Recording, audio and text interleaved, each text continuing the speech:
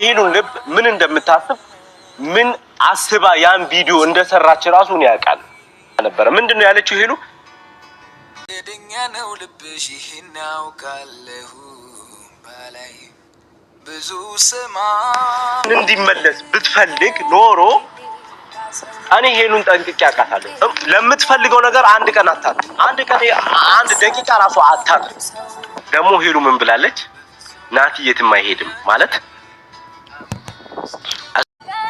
ራሷ ነበረ እንደዚህ ብላ የምትጠይቀኝ። ያልጠየቀችውም ዝም ብላ ያለፈችውም ትታኝ ሄዳም ሌላ ህይወት ጀምራም ተመልሳ መጣ እንደዚህ እሺ ይቅርታ በቃ ያለፈው ሳልፏል እንደዚህ አድርጌ ነበረ አንተ እስካሁን እኔን መውደድ አላቆምክም ፍቅር እንደዚህ አንተን ከሌላ ሰውም ጋር አላየውም እንደዚህም አላደረክም እኔ ነኝ ያጠፋሁት ይቅርታ እንደ ድሮ ነው አላለችም። ኖ አይን ስል እንድትል ምናምን ነገር አይደለም። ሄሉ ብትፈልግ እንኳን እንደዚህ ልትል ብትፈልገው ማለት ነው ግንኙነታችንን ፍቅራችንን የድሮም ብትፈልገው በፈለገችው መንገድ መጠየቅ ትችላለች። ይሄን ደግሞ ነው ያውቃል። ያን ብዙ ጊዜ ከሷ ጋር ብዙ ጊዜ አብሬ አሳልፈናልና ብትፈልገው ግንኙነታችንን ብትፈልገው አብሮነታችንን ብትፈልገው ጀስት ይሄ ለሷ ይቅርታ ምናምን ማለት ራሱ ተራ ነገር ነው ትል ነበር። እኔ ነኝ ያጠፋሁት ትል ነበር። ማትለው ስለማትፈልገው ነው። አሁን እዚህ ጋር እንድታቁልኝ የምትፈልገው ይቅርታ ምናምን ነገር እንድትጠይቅ እንደዛ እንድትል ሳይሆን እውነታውን እንድታቁት ነው። እውነታው በቃ ማብቃት ስላለበት ነው። እና ዊሽ የምታረጉልን ቀና የምታስቡልኝ ሰዎች እኔ በኔ በኩል ምን እንደምላችሁ አላውቅም። እና የሆነ ለኔ እንጃ እግዚአብሔር ፈጣሪ የሆነ አላ ልቤ ተሰብሮ እንዳይቀር ወድቄ እንዳልቀር የሆነ ከጎኔ እናንተን ያስቀመጠልኝ ነው የሚመስለኝ። እግዚአብሔርን በቃ እጽናናለሁ። ሰው እንደዚህ ብትሆን ናቲ ምናምን በጣም ነው ማመሰግናለሁ። ማለት ለኔ ደስታ ምናምን ነገር እንደዚህ የምታስቡልኝ ሰዎች እንደ ወንድም ከድሮም ጀምሮ ስለምታቆኝ የሆነ ልቤ ተሰብሮ ወድቄ እንዳልቀር ምናምን ነገር የምታበረታቱኝ የኛንም አንድነት የምትፈልጉ ሰዎች የኛንም አንድነት የምትፈልጉን ደስታችንን ስለምታቁ ስለነበረ ምናምን ነገር ነውና አመሰግናለሁ ስለሁሉም ነገር በጣም እኔ እንጃ የሁላችሁም እንደዚህ በሺዎች የምትቆጠሩ ሰዎችና በየቤታችሁ እግዚአብሔር እየገባ እንግዲህ እኔ በጣም በክርስትና በላይፌም ደካማ የሆንኩ ሰው ነኝና የኔ ምርቃት ይደርሳል ብዬ እድሜም ገና ነው እንደምታውቁትና የኔ ምርቃት ይደርሳችኋል ብዬ አላስብም። ያው ፈጣሪ ትልቅ ነው። ፈጣሪ ያው የሁሉም አባት ነውና እና የምር በጣም ጥሩ ሰዎችን አይቻለሁ። በዚህ በሶሻል ሚዲያ በጣም ጥሩ ሰዎችን አግኝቻለሁ። ቅርብ ያለ ሰው እንደዚህ ከልብ የማይመኘውን ነገር እኔ አንዳንዴ ኮሜንት ላይ ሳነብ ቅርብ ያለ ሰው ከልብ የማይመኘውን ነገር እናንተ ጀስት እኔን ስለምታቆኝ ብቻ እኔ አውቂያችሁ እንኳን አይደለም በስም በአካል አውቂያችሁ እንኳን ሳይሆን በጣም ይሄን ያክል ደረጃ ምናምን ነገር ትይዛላችሁና በጣም ነው የማመሰግናችሁ። እግዚአብሔር ያክብርልኝ በእውነት እና እናንተ የለመናችሁልኝ አምላክ ደግሞ አያሳፍረኝም። እንደ ወድቄ እንድቀር አያደርገኝም። እና ሁሉም ነገር መልካም ይሆናል ከእግዚአብሔር ጋር ማለት ነው። እና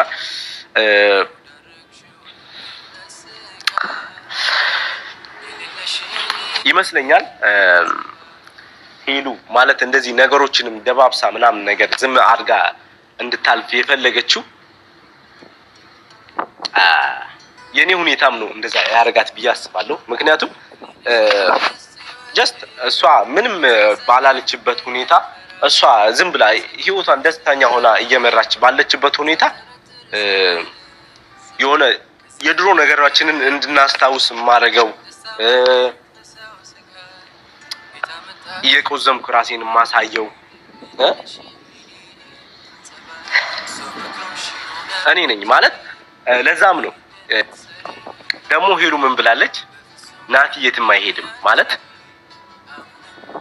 እሱ ከኔ ሌላ ለማፍቀር ይከብደዋል ምናምን ነገር ብላለችና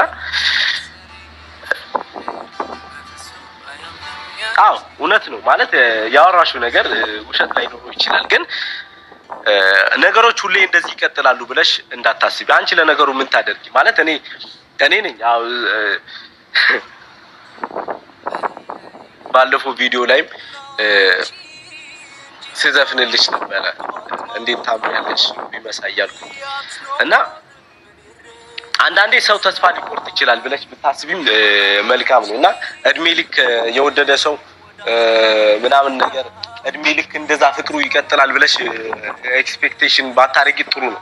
50 ብታረጊው አሪፍ ነው። ምክንያቱም ብዙ ጊዜ እንደዚህ አይነት ነገር እንትን በሰው እርግጠኛ ሆኖ ማመን መጠበቅ ራሱ ያ ነገር ቢጠፋ ዋጋ ያስከፍላል እና ላንቺ ለውጥ ያለው ነገር አይመስለኝም። ያን ነገር እንደዛ ስላነሳሽው ስላልሽው ነው ምናምን ነገር ልንገርሽ ብዬ ነውና እኔ ነኝ። አዎ ልክ ነሽ፣ እውነትሽን ነው። ቪዲዮሽን አይቼ ቁንጅናሽን ውበትሽን አይቼ ደስ ብሎኝ እንዴት ታምሪያለሽ ሩቢ መሳይ እያልኩኝ ይሄን ዘፈን ነው ቀጥታ የሰማሁት ስል ነበረ። ትላንት ደግሞ ይሄ ስልክ ከተደወለልኝ በኋላ ስሰማ የነበረው ዘፈን ለምን እደብቃለሁ ከነገርኩ ሁሉንም ብነግር ይሻለኛል። ምክንያቱም ውሸታም ሰው ከመሆን ከዛ በኋላ ደግሞ ትዝ ያለኝን ነገር ልንገርሽ።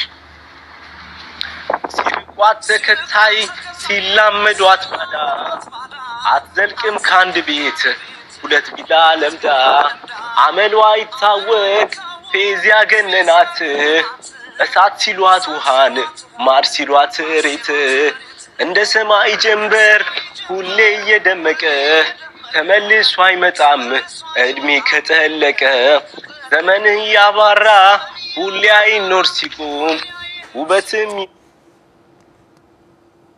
እናንተ ከምታስቡት አንግል ወደ ሌላ አቅጣጫ ስለሆነ ይህን ነገር ለህዝቡ ንገር፣ ይፋ አድርጊ። መደባበቁ ምናምን ነገር ምንም በቃ ወይ ወደፊት ምናምን ነገር የራሴን ካስተካከልኩ በኋላ ምናምን ነገር እነግራለሁ ምናምን። አንዳንዴ በህይወታችን ቸኩለን የምናደርገው ነገር ዋጋ ያስከፍለናል። ከባድ ነው። ብቻ አላውቅም ሄዱ ያለችበት አሁን ላይ እኔ እንጃ። አሁን ሶስተኛ እንትን ስትል የምትችል አይመስለኝም። ግን ደግሞ እርግጠኛ ነኝ ሄዱ ጥፋቷን አውቃ ይሄ ልጅ ይሄን ሚስጥር ካልነገራት ያብነው ማለት ሚስጥሩን ካልነገራት አሁንም አልመሸም። ጥፋት ከአንድ ሁለት ያጥፍታለች ናቲ ይመለሳል። ሄሉ እንግዲህ እሷ የፈለገችውን ነገር ከማድረግ ወደ ኋላ አትልም እያለ ነው ያለው ናሂ ማለት ነው። እንዳልኳችሁ እንግዲህ ማለት ነው ሄሉ ለራሴ የምትፈልገው ካለ አውቃታለሁ፣ እኔ ደቂቃም አታርፍም።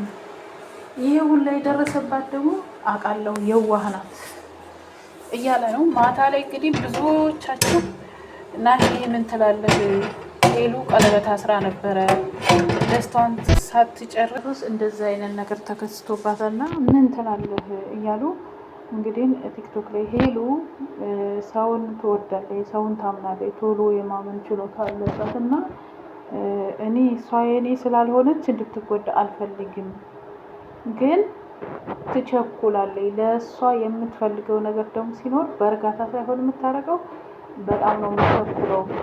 ከችኮሏ የተነሳ ነው ይሄ ሁላ ነገር የሚሆነው።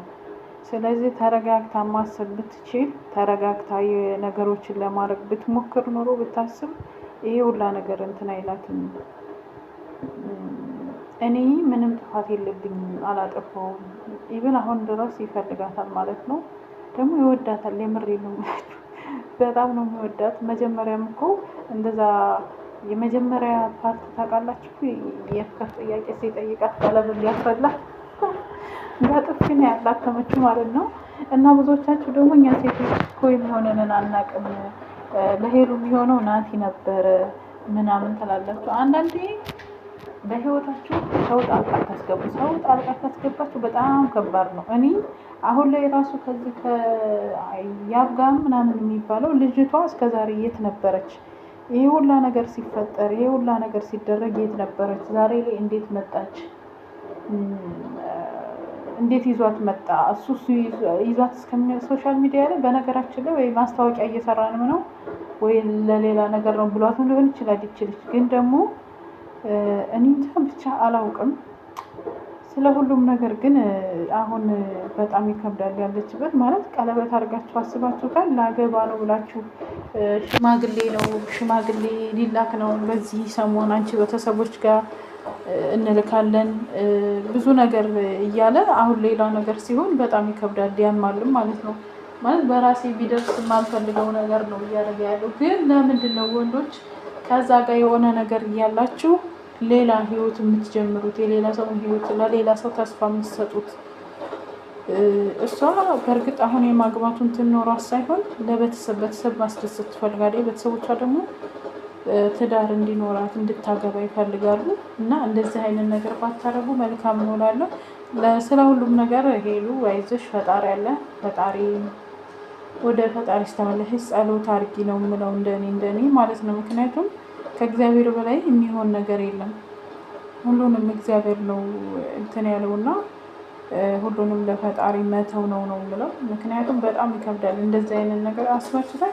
ሰርግ እያሰባችሁ ለቤተሰብ ሽማግሌ እየላካችሁ ይህ ነገር ቢደርስባችሁ በጣም ከባድ ነው እና ያማል ነው የምለው። እንግዲህ ፈጣሪ